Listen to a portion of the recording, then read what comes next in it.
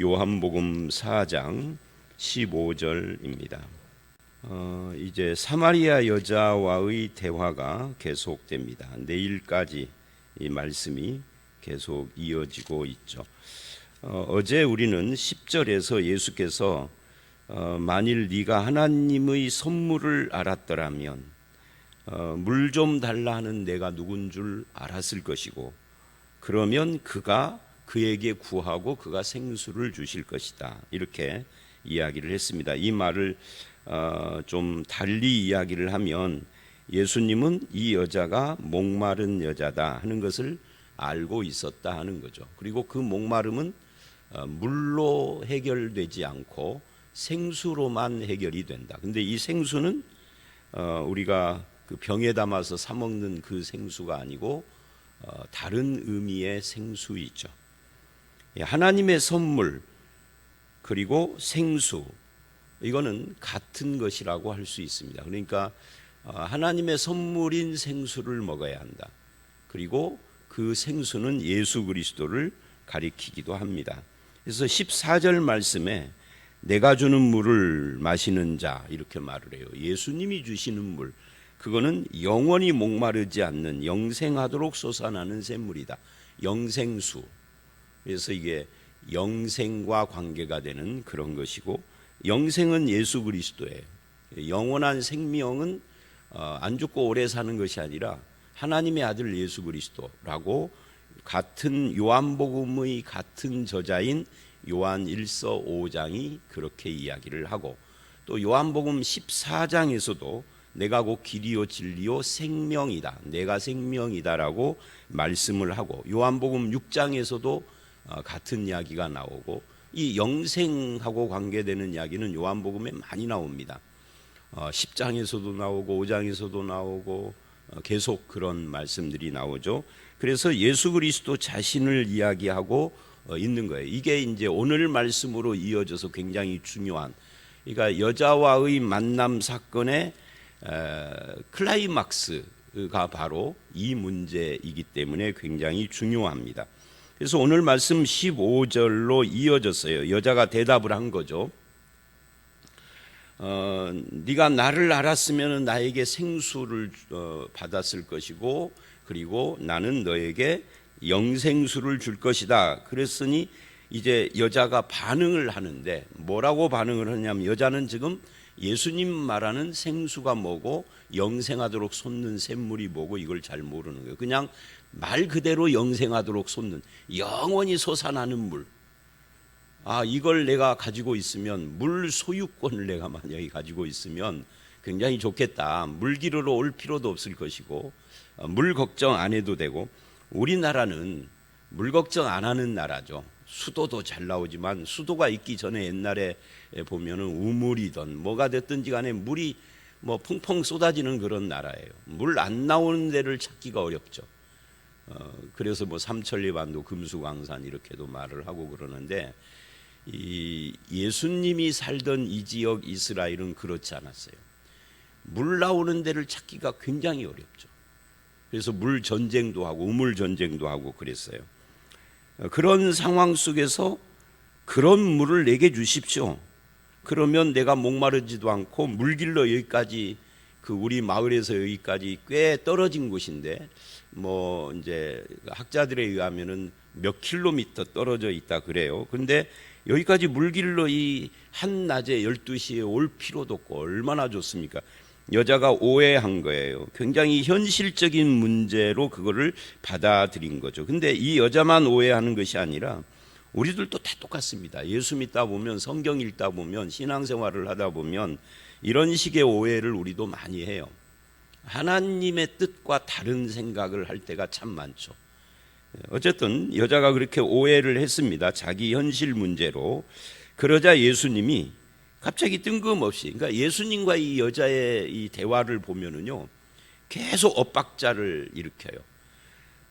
예수님이 A 그러면 여자는 B 그러고, 여자가 B 그러면은 B 다시 이렇게 나가야 되는데 갑자기 예수님이 P 그러고, 그럼 P 그러면은 여자가 그 다음에 또 P 다시 이렇게 이어가야 하는데 뭐 여자는 Z 이야기하고, 그러니까 이런 식으로 계속 엇박자를 이루는데 근데 거기에 계속 진리가 나오는 겁니다.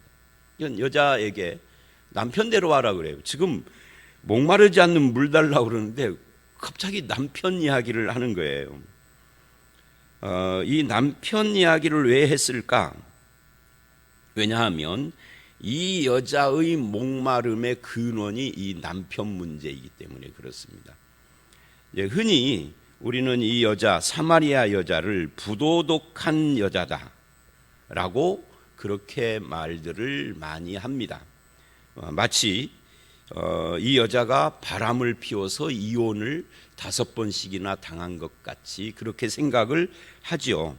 그러나 이 예수님 시대에 그 사람들은 이혼, 결혼도 그렇지만은 결혼이야 뭐 여자가 동의해야 되고 다 그러지만 이혼만큼은 여자가 주도할 수 없습니다.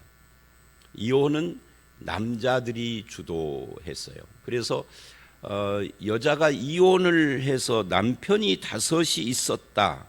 17절에 이렇게 말을 하죠. 나는 남편이 없나이다. 그랬더니 예수께서 네가 남편 없다는 말이 옳다. 그게 진실인 줄 내가 안다. 이게 예수님은 이 여자에 대해서 모든 것을 지금 알고 있는 거예요. 이 여자의 마음도 알고 생각도 알고 상황도 알고 삶의 처지를 다 알고 있는 겁니다. 그리고 18절에 남편 5이 있었고, 이 말은 남편이라고 했으니까 결혼했다 이혼당하고 또 재혼하고 또 이혼당하고 또 재혼하고를 5번째를 한 거예요. 그러니까 이 여자는 굉장히 불행한 여자죠. 그러니까 기구한 여자, 버림받은 여자예요. 왜 버림받았는지 그거는 알 수가 없어요. 이혼의 주도권이 여자에게 있지 않던 시대이니까 버림받았다 이렇게 말을 하는. 그러니까 이 여자가 부도덕함이 아니라 버림받은. 그래서 오늘 아마 찬송가 291장을 택한 것 같아요. 외롭게 사느니 그 누군가 하고. 딱 맞는 이야기죠. 그러니까 이 삶이 굉장히 기구하고 외롭고 그러는데 지금 있는 자는 아마 동거하는가 봐요. 결혼 않고. 결혼을 5번이나 실패했으니 이제 정식 결혼이 지겨울 수도 있겠죠. 해봤자 또 이혼당하고 그러니까 6번째는 그냥 사는 것이겠죠. 지금 있는 자도 내 남편이 아니니 내 말이 참되도다. 그러니까 남편이 없다는 말이 맞다. 그런 말이죠. 남편은 없는데 지금 있는 자가 있는 거죠.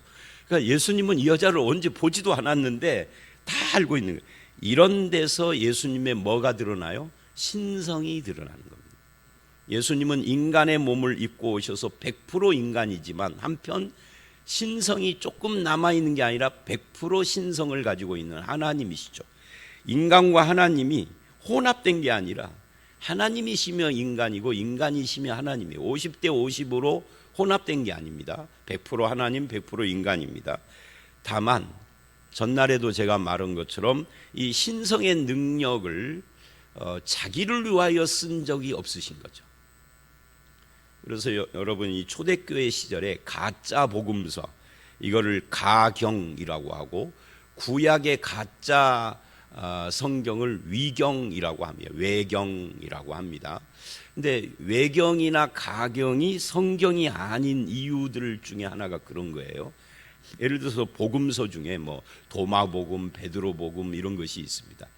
가톨릭 성경에는 그것들이 들어가 있어요. 왜 들어가 있느냐면 가톨릭이 주장하는 이 정경이라는 것은 66권을 말하는 겁니다.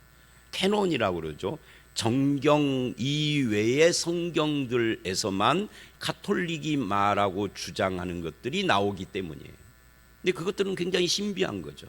뭐 예수님이 흙으로 손으로 이제 흙을 이렇게 주물럭주물럭 해서 쫙 펼치니까 참새가 새가 돼서 파라락 하고 날아갔다. 근데 도대체 예수님의 그런 기적이 왜 일어났어? 없어. 의미가 없어. 그냥 장난하듯이 마술을 하듯이. 그런 책들은 성경에 안 들어와 있습니다. 그리고 누가 지었는지도 모르고 또 예를 들어서 2022년도에 썼다라고 주장을 하는데 실제로는 2300년에 쓴 거예요. 그러니까 가짜인 거죠. 그런 책들이 초대교회에 좀 있었습니다. 몇 권 있었는데 그게 가톨릭 천주교 안에는 있어요. 왜? 그 책에서 말하는 신비한 것들을 천주교가 자꾸 주장하니까 뭐 천사가 어쩌고 이런 것들, 이게 천사 숭배 같은 것들. 자, 다시 여기 와서 예수님은 신성의 능력을 가지고 이 여자의 상황을 다 아는데 이 신성의 능력을 자기를 위하여서, 자기 이익을 위하여서는 쓰지 않았다. 이게 중요해요. 우리는 신앙생활을 하면서 하나님의 능력을 나의 이익에 무엇을 위하여서만 자꾸 요구를 하거든요. 내가 원하는 그것이 하나님 나라와 그 의를 위하여서 무슨 의미가 있느냐, 이건 전혀 없어요. 그냥 내 이익을 위한 것일 뿐인 거죠. 예수님은 그러지 않으셨어요. 그래서 이제 이 여자의 문제를 지적을 했어요. 그러면 이제 이 여자는 어떤 반응을 보여야 하느냐면, 주여 내가 정말 외롭게 살았나이다. 그 생수가 그거였군요. 나는 물인 줄 알았는데 인생의 외로움과 절망과 이런 것들, 이 기구하고 버림받은 이런 상황을 당신은 어떻게 하셨습니까? 내가 보니 하나님이십니다. 또는 하나님의 아들, 또는 그리스도십니다 하고 주님에게 자기를 의탁하든지 뭔가 그런 반응을 해야 하는데 또 엇갈린 반응을 해요. 이걸 저는 도피라고 봐요. 여자하고 예수님이 계속해서 대화가 엇갈리느냐면 여자가 계속 피하려고 하니까 그러는 거죠. 직면하지 않는 거예요. 삶에 직면하지 않는 거죠.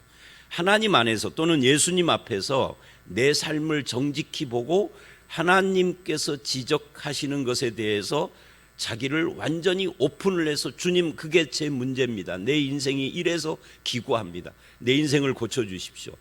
나의 외로움을 해결하시고 나의 이 기구한 인생에 주님께서 해답이십니다. 뭐 이렇게 바짝 주님 앞에 엎드리고 주님께 구해야 하는데 그러고 싶지 않은 거죠.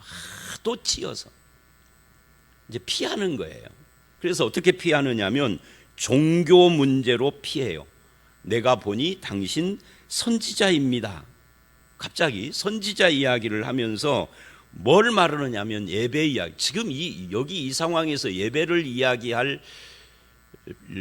이야기할 수가 없죠. 또는 해서는 안 되죠. 예배 이야기가 아니라 지금 자기의 인생 이야기예요. 내 인생과 내 앞에 서신 분이 누구냐 이거거든요. 근데 선지자라고 칭찬을 해놓고, 야 당신은 귀신같이 내 이야기를, 내 삶을 다 아시네. 선지자 같네. 사실은 선지자도 모르죠. 선지자도 인간인데 어떻게 처음 본 여자의 인생을 다 알겠어요? 이게 선지자라고 하는 것은 이건 사실은 피하기 위하여서 괜히 칭찬 한마디 한 거예요. 하나님이 아니고는 모르는 거죠, 그거를. 그리고는 예배 이야기로 간 겁니다. 피한 거죠. 그래서 이렇게 말을 합니다. 우리 조상들은 이 산에서 예배했는데, 그러니까 화제를 돌려요. 신학적인 문제, 종교적인 문제로. 사마리아 사람들은 이 산에서 예배했다. 당신들의 말은 예배할 곳이 예루살렘에 있다 하더이다. 자, 이 부분이 굉장히 중요합니다. 이 산이라는 것이 이제 그 그리심산, 에발산을 말하는 겁니다. 그리심산은 축복의 산이에요. 에발산은 저주의 산입니다. 산 자체가 저주가 아니에요. 그리심산에 올라가 있는 이스라엘 백성들, 이스라엘 레위 지파, 제사장 지파를 빼놓고는 12지파가 6지파 막 다 올라가지는 않았겠지만 대표자들이 올라갔겠죠. 다 올라가면 거기 막 100만 이렇게 되니까 못 올라가는 거고, 이렇게 올라갔어요. 하나님이 지정한 6지파는 축복의 산에 올라가고 하나님이 지정한 6지파는 저주의 산에 올라갔습니다. 그 산에, 저주의 산에 올라가면은 저주받고 축복의 산에 올라가면 축복받는 게 아닙니다. 밑에서 이제 하나님의 말씀을 읽어요. 율법의 말씀이죠. 신명기 26장을 읽으면, 축복의 산에 올라간 사람들은 축복의 말씀을 1절부터 14절까지를 읽으면 매절에 아멘 아멘 아멘 반응을 합니다. 이 두 산이 서로 마주보고 있고 마치 야외 음악당처럼 그런 구조를 가지고 있어서 밑에서 말하면 울려가지고 위에까지 다 들리고, 이런 구조예요. 딱 야외 음악당 같은 거죠. 그리고 이제 신명기 26장 15절서부터 굉장히 길어요. 40절 막 이렇게. 거기엔 저주의 말씀들이 나와요. 그러면은 아멘 아멘 아멘. 저주에 아멘하면 저주받고 축복에 아멘하면 축복받는 게 아닙니다. 만약에 그런다고 하면 하나님 탓이죠. 하나님이 여기 올라가라 그래, 하나님이 저기 올라가라 그래, 하나님 때문에 저주받고 축복받는, 그렇지 않습니다. 우리가 이것도 신앙적으로 정리를 해야 돼요. 우리 교회에서는 이 신명기 26장 이야기를 제가 여러 번 말을 해서 이제 귀에 딱지가 안 적겠지만 그거 확실하게 해야 돼요. 사람이 축복 온다고 축복받는 게 아니에요. 아멘 온다고. 사람이 저주에다가 아멘 온다고 저주받는 거 아니에요. 이 두 가지는 하나님만 하시는 거예요. 인간이 할 수 있는 게 아닙니다. 목사가 할 수 없어요. 목사가 여러분들에게 아무리 저주를 퍼부어도 저주가 임하는 게 아니에요. 하나님 앞에 불순종의 길을 계속 가면, 죽을 때까지 불순종의 길을 가면 그건 저주인 거죠. 심판이죠. 저주라기보다는. 자, 그런데 사마리아 조상들은 이 산에서 예배했다. 왜 이 산, 그리심산에서 예배했을까요? 한국 사람들하고 똑같아. 인간은 다 중동 사람이든 서양 사람이든 동양 사람이든 동남아 사람이든 인간은 다 축복에 배고파. 그러니까 축복의 산에서 예배한 거예요. 저주의 산에서는 예배 안 해요. 인간 심리죠, 심리. 그러니까 이게 뭐예요? 인간적 종교인 거죠. 인간이 만들어낸 종교는 그렇습니다. 하나님의 종교는 그렇지 않아요.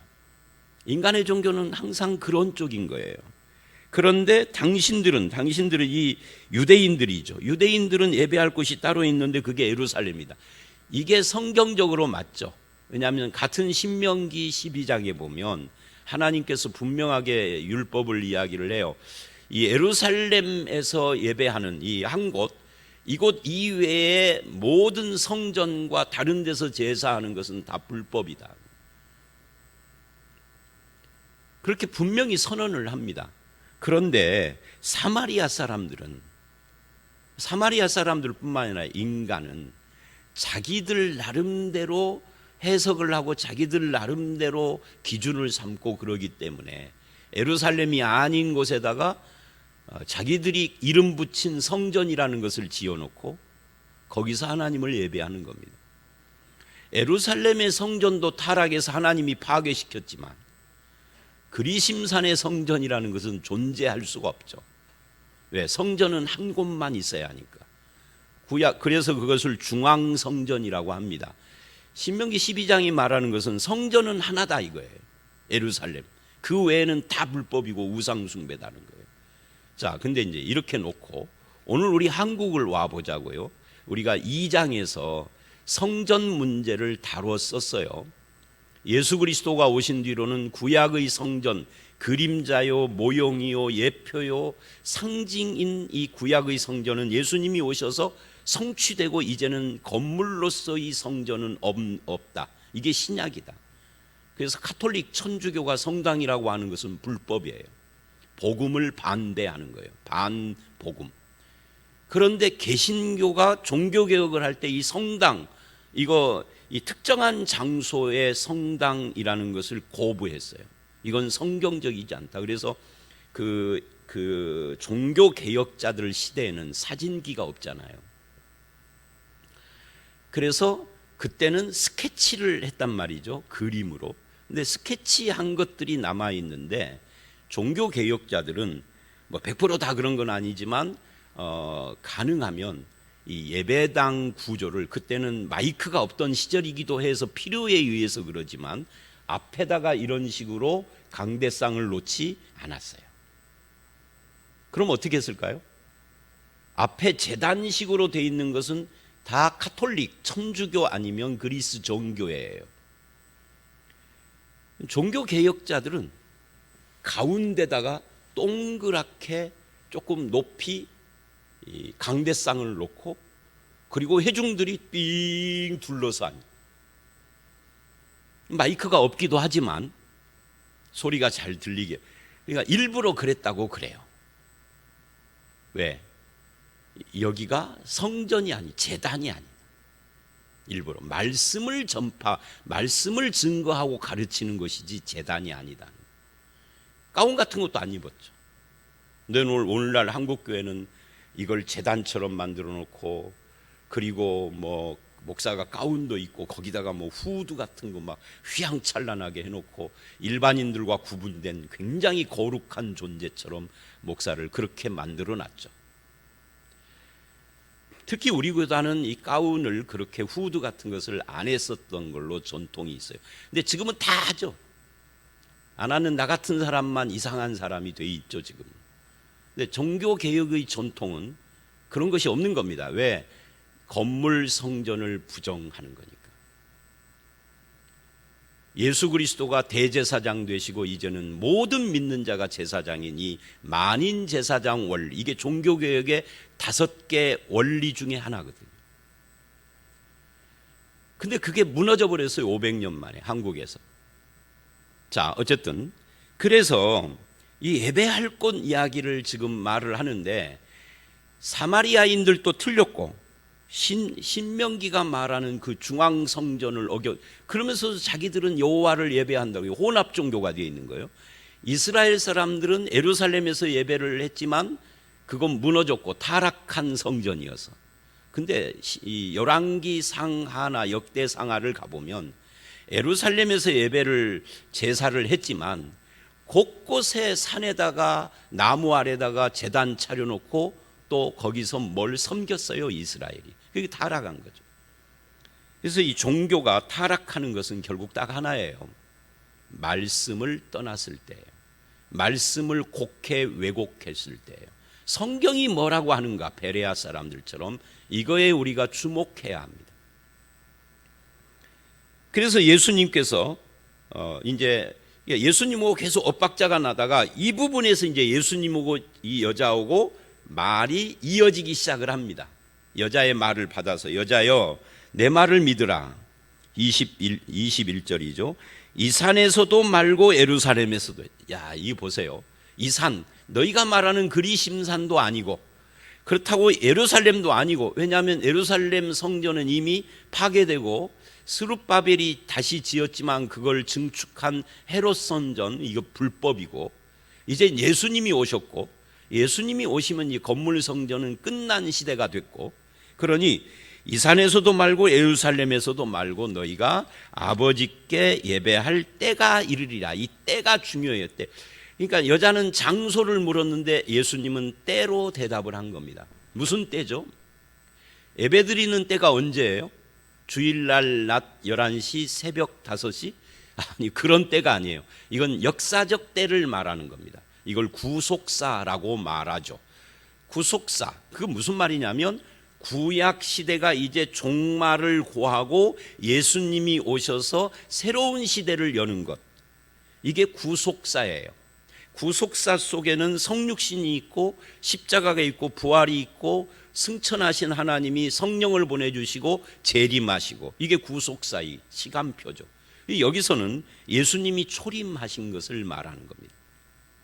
그리고 십자가에 죽으실 때 예수님의 몸이 죽은 것이 성전 시대가 끝난 거고 3일 만에 부활하는 것이 새로운 성전 시대다. 이거 어디서 말했죠? 2장에서 3일 만에 내가 새로운 성전을 지으리라. 그리스도의 몸. 그래서 신약에서는 교회를 뭐라고 부르죠? 서신서에 가보면은 교회를 그리스도의 몸이라고 부릅니다. 이 돌아오는 주일날 로마서 이제 12장 3절로 8절을 설교할 텐데 거기서도 너희가 몸이라고 그래요. 몸은 하나지만 전 세상에 25억의 그리스도인이 있어도 몸은 하나다. 그 안에 많은 지체가 있을 뿐이다. 그래서 몸은 예수 그리스도인데 그 예수의 몸의 지체가 누구냐면 우리들이라는 거죠. 그러니까 우리들이 성전인 거예요. 자, 그 이야기를 하는데 요한복음에서 요한복음 2장에서 확실하게 3일 만에 지으리라고 그리스도의 몸, 교회를 말했고, 이 교회는 건물이 아닙니다. 교회 에클레시아, 불러낸 자들, 사람을 말합니다. 처치라는 이 영어의 처치, CHURCH, 처치라는 말이 헬라어의 큐리아케라는 단어가 영어로 처치가 됐어요. 이 큐리아케가 라틴어로 갔다가 독일어로 갔다가 이제 영어로 와서 처치가 되고 우리나라 말로 교회가 됐죠. 근데 이 큐리아케가 뭐냐면 큐리오스, 주님이라는 뜻이에요. 큐리오스의 어미 변화. 오스 하면 남성 명사고 아케, 에라고 하거나 아라고 하면 여성 명사예요.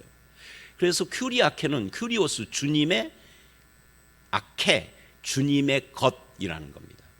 교회는 뭐냐? 처치는 주님의 것. 주님의 것이 벽돌일까요? 철근일까요? 주님의 것이 뭘까요? 주님의 것이 여러분들인 거죠. 하나님의 사람들, 예수 그리스도를 믿는 사람을 교회라고 합니다. 그들이 모이는 공동체를 교회라고 합니다. 건물은 필요에 의하여서 짓는 거예요. 이건 성전이 아닌 거죠. 성전은 여러분 자신이에요.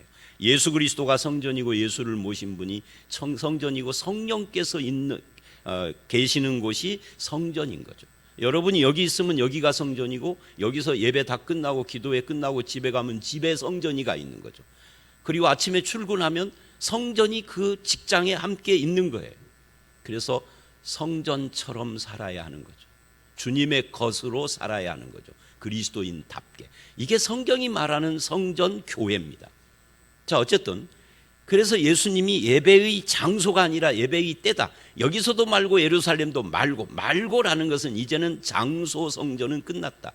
때다. 근데 그 때가 이제 왔다는 거죠. 예수가 오셨으니까. 그래서 너희는 22절, 너희는 이제 사마리아 사람들입니다. 너희는 알지 못하는 것을 예배하고, 너희가 여호와를 예배한다지만 알지도 못하고 성경도 모르고 예배하는 거죠. 우리는 아는 것을 예배하노니, 유대인들은 알아요. 아는데 순종을 않는 거죠. 이는 구원이 유대인에게서 남이라. 유대인이 구원이 난다 이 말은 유대인으로부터 그 혈통 아브라함의 자손을 언약했고 그 언약이 이루어지는 것이 예수고 예수가 우리를 구원하니까 구원이 유대인에게서 난다 그 말이에요. 유대인은 구원받는다 이 말이 아닙니다. 구원이 난다 그 말입니다. 예수가 오신 거예요. 그래서 예수가 오시면 예배가 어떻게 변하느냐. 23절 유명한 말씀이죠. 아버지께 참되게 예배하는 자들은 이렇게 예배하는 거죠. 그러니까 예배의 때와 예배의 자세, 마음, 방법 이게 중요하지 장소가 중요한 건 아닙니다. 어디에서 예배하든 그죠? 이런 마음, 이런 자세로 해야 한다. 어떻게 해요? 예배하는 자들은 영과 진리로 예배할 때가 오나니 이때라. 지금 와 있다 그 말. 이제부터는 그렇게 예배한다. 장소가 아니라. 아버지는 그렇게 예배하는 자를 찾는다. 근데 왜 그러느냐면 24절 하나님은 영이시니 영이기 때문에 장소의 구애를 안 받는 거죠. 영이 아니라고 하면 어떤 한 장소로만 가야 해요. 예루살렘. 그러니까 전 세계 사람들이 매주일 비행기 타고 예루살렘 가야 해요. 지금도. 성전을 간다고 한다면.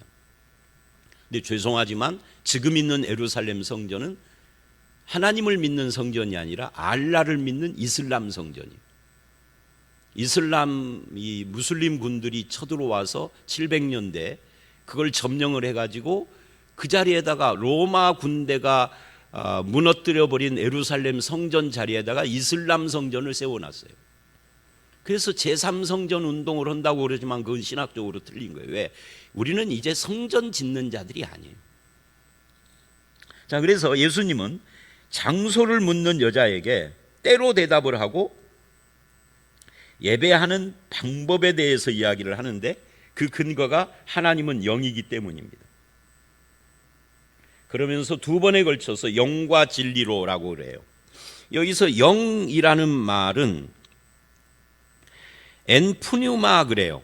엔이라는 말은 영어로 인을 말하는 거죠. 그러니까 성령 안에서 그렇게 해석을 해요.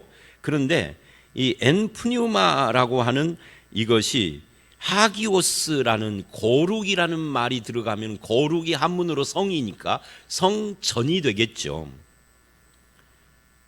성령이 되겠죠. 성령. 푸뉴마가 영이니까요. 근데 하기오스가 없어요. 그냥 엔푸뉴마예요. 엔푸뉴마 하기오스 이래야 되는데 그래서 이건 이제 두 가지 주장이 있습니다. 이 영이라는 것은 성령과 진리는 말씀이기도 하고 예수님이기도 하니까 이 성령과 말씀으로 드리는 예배 이렇게 해석을 하는 것이 첫 번째고 두 번째는 이게 하기오스라는 이 거룩이 빠졌기 때문에 영어로 홀리가 없기 때문에 성령이 아니라 온 마음이다 이렇게 해석을 하는 경우도 있습니다.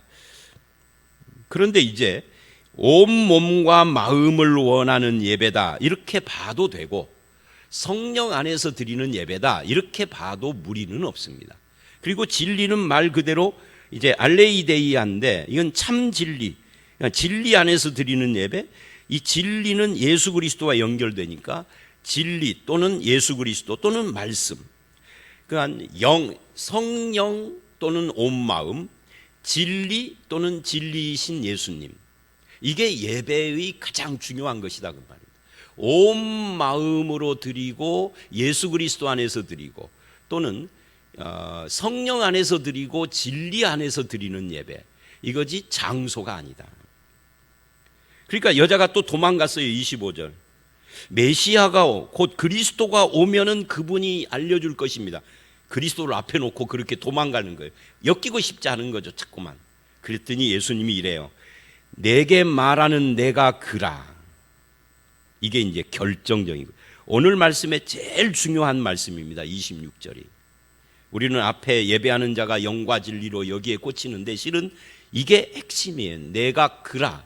이 내가 그라라고 하는 이것이 이제 어떤 것이냐면 에고 에이미.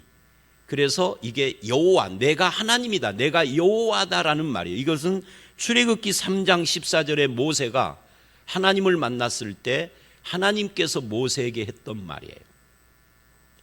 내가 그라. 그래서 네가 그리스도가 오면 그랬는데 내가 그다, 내가 바로 그리스도, 내가 하나님이다 라고 선언을 해요. 이것 때문에 여자가 깜짝 놀래요. 그 다음 27절은 내일 말씀인데, 제자들이 돌아와서 이상히 여기고 28절 여자는 물동이를 버려두고 자기 동네로 뛰어갑니다. 물길로 온 여자가 물 가지고 가는 것을 망각할 정도로 충격을 받고 자기 동네로 쫓아가서 지금 사람들을 막 낮잠 자고 있는 사람들을 깨워가지고 예수님께로 옵니다. 근데 예수님이 그 여자에 대해서 내일 말씀에 보면은 이제 칭찬을 하시고, 이 여자가 말하자면 메시아를 만난, 요즘으로 말하면 예수 믿은 사람이 됐다라는 걸 인정을 하시죠. 그러니까 내가 그러다. 저와 여러분도 이 내가 그라라고 말한 예수 그리스도를 믿는 자요, 만난 자요, 그 안에 있는 자요. 우리는 그런 의미에서 구원받았을 뿐만 아니라 우리의 예배도 이제 달라진 자요. 이 여자처럼 이 외롭게 사는 이의 이 외로움이 다 해소되고, 나중에 내일 말씀, 모레 말씀에 가면은 마을 사람들에게 왕따를 당해요, 여자가. 그런데도 아무렇지도 않게 꼿꼿이 서요. 왜? 예수 만난 기쁨 때문에. 그건 이제 내일 그리고 모레 보시기를 바랍니다. 오늘 말씀 여기까지입니다. 내가 그러한 예수님이 저와 여러분 안에도 계셔서 저와 여러분의 예배를 받으시고 여러분과 함께 하셔서 우리 인생 문제의 대답이 되시는 그런 은혜가 있으시기를 주의 이름으로 축원합니다. 함께 기도합니다. 하나님, 계속해서 예수님과의 대화를 회피해 가던 여자가 드디어 내가 그라라고 말씀하신 주님의 말씀 앞에서 무너지고 삶이 완전히 변하는 것을 봅니다. 그의 외로움과 기구한 인생이 변하기 시작을 했고, 목마른 인생에 생수가 주어지기 시작을 했고, 참된 예배자가 되는 것을 봅니다. 오늘 우리도 예수를 믿는다 하는 저희에게도 똑같은 그런 변화가 있게 하여 주시옵소서. 예수님 이름으로 기도드렸사옵나이다. 아멘.